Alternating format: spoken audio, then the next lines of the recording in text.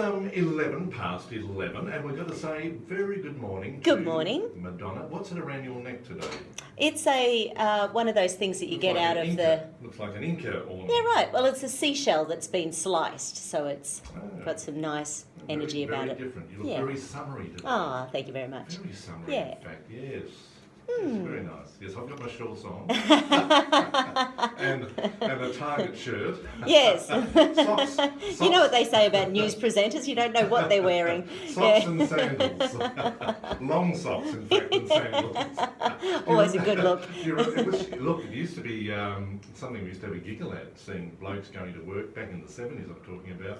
And I think it's an English or European thing, but they'd wear their long summer socks. That was popular back then. It was considered a proper way to dress in summer.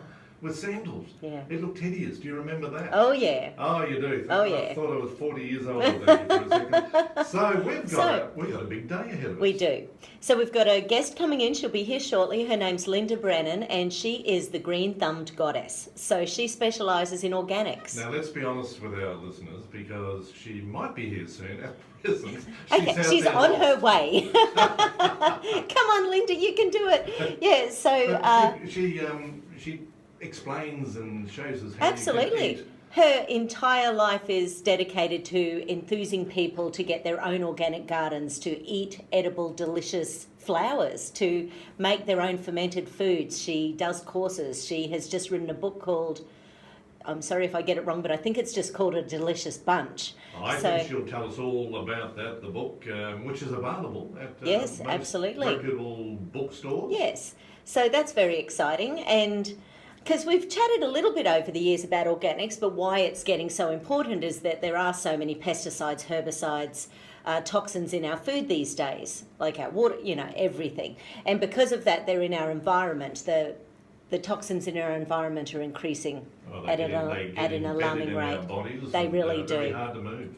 And it's one of those things where, because a lot of people are now wondering where, autoimmune disease. Every year I go along to my congresses, and they've increased the number of autoimmune diseases that people have. So now I think it's well over 100. There's about 115 diseases that are known to be autoimmune. Going back 20 years ago, it would have been things like rheumatoid arthritis and multiple sclerosis and Hashimoto's and psoriasis, and things like that were known to be autoimmune diseases. But it's increased. It's increased. I always wonder, and I'm no expert, far from an expert, very little knowledge, but all these radio waves going through the air, your mobile phones, Wi-Fi, for instance, electrical charges in the air.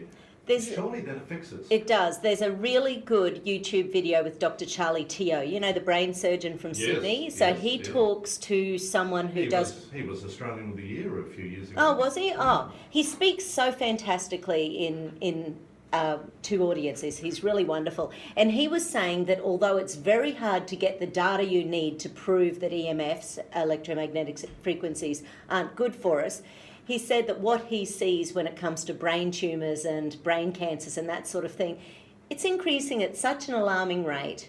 And on the sides of the brain where we hold our mobile phones, and there's so much data, and yet we still don't accept that it's a problem. So he said, he's on there saying, there's no way that it's not connected. I've heard him talk about that, and I've got a dear friend who'll phone up and she'll chat. Boy, she's like you. She can chat underwater.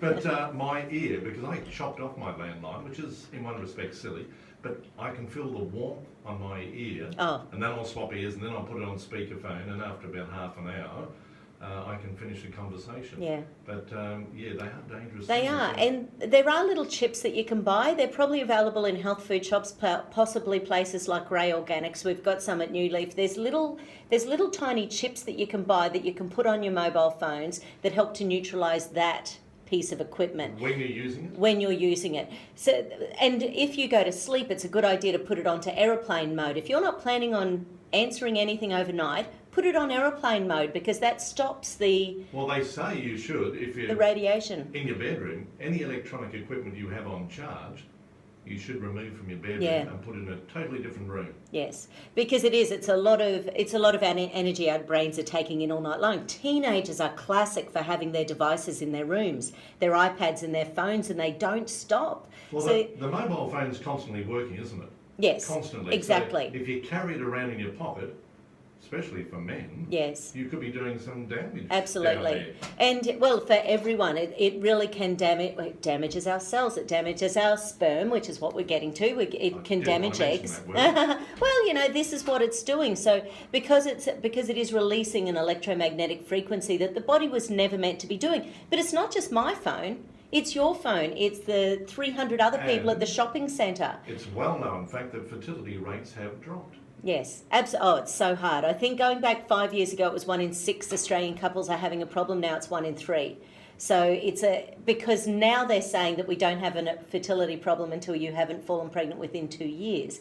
Now, if I'm trying to fall pregnant, do you think I'm going to think I've got a problem before 2 years? You know, so now it's like they're making it so that it's okay not to fall pregnant within 2 years, but something's going on. No. You know, if it's taking that long. Not a young girl who's healthy. No, exactly.